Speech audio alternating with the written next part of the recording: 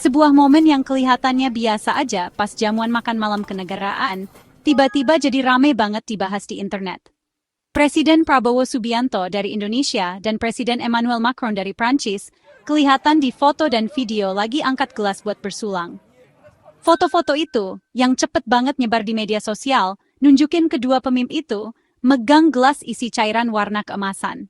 Buat banyak orang, apalagi di Indonesia, langsung pada mikir minumannya itu alkohol. Jadi langsung deh banyak komentar dan perdebatan di internet. Ada yang nanya, pantas nggak sih nyajiin alkohol di acara kenegaraan yang ada Presiden Indonesianya? Kan penduduk Indonesia banyak yang Muslim dan sensitif soal minum alkohol. Yang lain ngebelain, bilang itu hal biasa dalam diplomasi, udah umum di hubungan antar negara. Obrolan ini cepet banget jadi terbelah. Netizen jadi mihak sesuai tafsiran mereka dari foto itu dan pandangan mereka soal politik dan budaya. Pertanyaannya masih ngegantung, ini salah paham kecil yang dibesar-besarin, atau nunjukin ada yang kurang peka secara diplomatik. Gosip soal isi gelas yang dipakai Presiden Prabowo dan Presiden Macron tuh kencang banget dan macam-macam. Warna cairan yang keemasan itu, buat banyak orang, kayaknya sih sampanye atau anggur putih, minuman yang biasa disajiin di acara diplomatik di negara-negara barat. Tanda visual ini, ditambah lagi suasananya resmi jamuan makan malam buat pemimpin Eropa, bikin banyak pengguna media sosial yakin banget pasti ada alkoholnya. Melihat beliau bersulang dengan yang dikira alkohol itu, langsung dikritik sama kalangan konservatif dan bikin khawatir beberapa pendukungnya. Perdebatan ini bukan cuma soal minumannya aja, tapi soal nilai dan prinsip pemimpin negara kita. Nunjukin betapa susahnya pemimpin jaga keseimbangan antara adat diplomasi internasional dan harapan budaya di dalam negeri. Karena nggak ada info atau penjelasan langsung dari pihak resmi, tafsiran dan kekhawatiran ini jadi nyebar kemana-mana tanpa terkendali di berbagai platform online.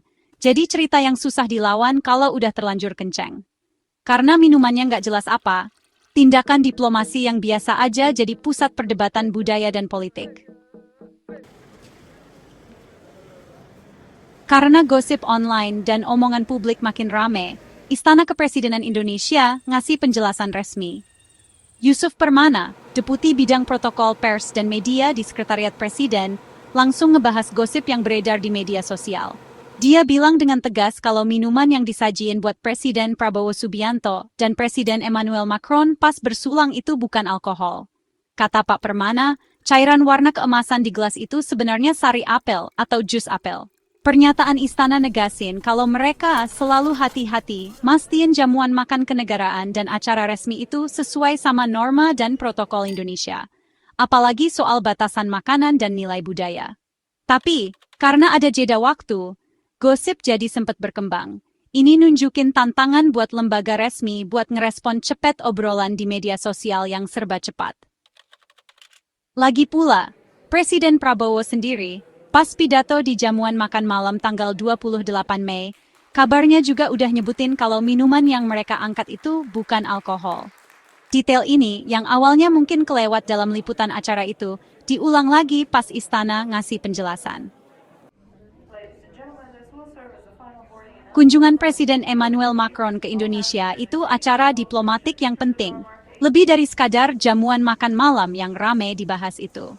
Presiden Prancis ini ngadain kunjungan resmi 3 hari ke negara Asia Tenggara ini, dari Selasa 27 Mei 2025 sampai Kamis 29 Mei 2025.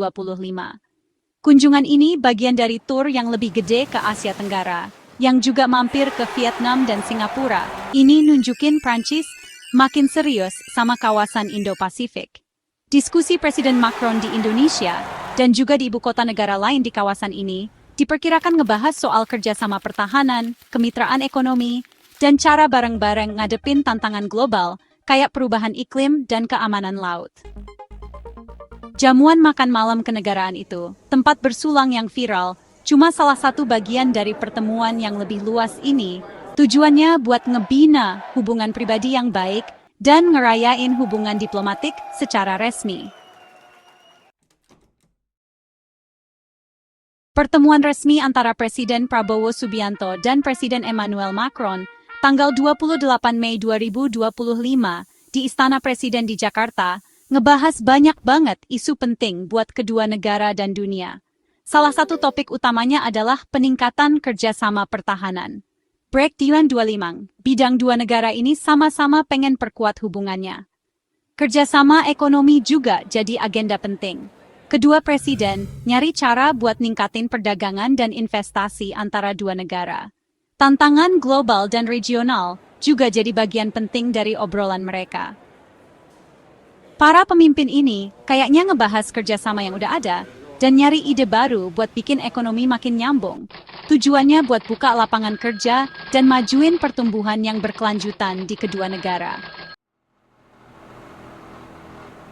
Kunjungan Presiden Macron gak cuma di Istana Presiden atau pertemuan tingkat tinggi di Jakarta aja. Hari Kamis, 29 Mei 2025, Presiden Prancis ditemenin Ibu Negara Brigitte Macron pergi ke Magelang di Jawa Tengah. Salah satu tempat penting yang dikunjungi di Magelang itu Akademi Militer Indonesia yang terkenal, Break Time 0.25 atau AKMIL. Setelah dari Akademi Militer, Presiden Macron dan Ibu Negara ngunjungin Candi Borobudur yang megah, warisan dunia UNESCO, dan salah satu candi Buddha terbesar di dunia. Kegiatan-kegiatan di Jawa Tengah ini, yang gabungin urusan militer sama kenalan budaya, ngasih gambaran Indonesia yang lebih lengkap buat rombongan Prancis. Jamuan makan malam kenegaraan yang diadain Presiden Prabowo Subianto buat ngehormatin Presiden Emmanuel Macron. Malam tanggal 28 Mei 2025, itu acara yang disiapin dengan matang banget. Tujuannya buat nunjukin keramahan Indonesia dan ngebina niat baik. Meskipun jenis minuman pas bersulang itu nantinya jadi perdebatan di media sosial. Acara makan malamnya sendiri lebih dari itu. Presiden Prabowo, dalam sambutannya, nyambut hangat Presiden Prancis, negasin kehormatan bisa jadi tuan rumah dan nyorot hubungan Indonesia-Prancis yang makin kuat.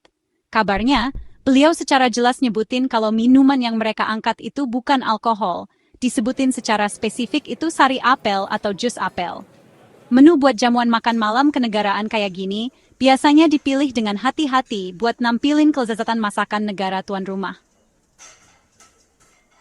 Seringnya ada makanan khas dari berbagai daerah di Indonesia, sambil tetap merhatiin selera makan atau pantangan tamu.